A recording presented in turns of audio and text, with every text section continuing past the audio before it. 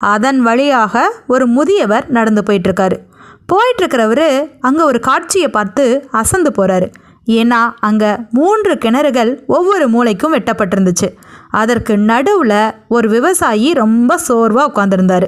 உடனடியாக இந்த முதியவர் அந்த விவசாயி கிட்ட போய், எதற்காக இவ்வளவு சோர்வாக இருக்கிறீங்க அப்படின்னு கேட்க, அவரோ, இங்கே பாருங்க, எனக்கு நிலம் இருக்கே தவிர அதில் விவசாயம் பண்ணுறதுக்கு தண்ணீரே இல்லை.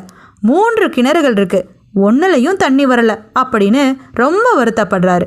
அப்போ தான் என்ன நடந்துச்சு, முழு கதையையும் சொல்லுங்க அப்படின்னு கேட்க, அந்த விவசாயி தான் செஞ்ச வேலைகளை ரொம்பவே மூச்சு விடாமல் சொல்கிறாரு.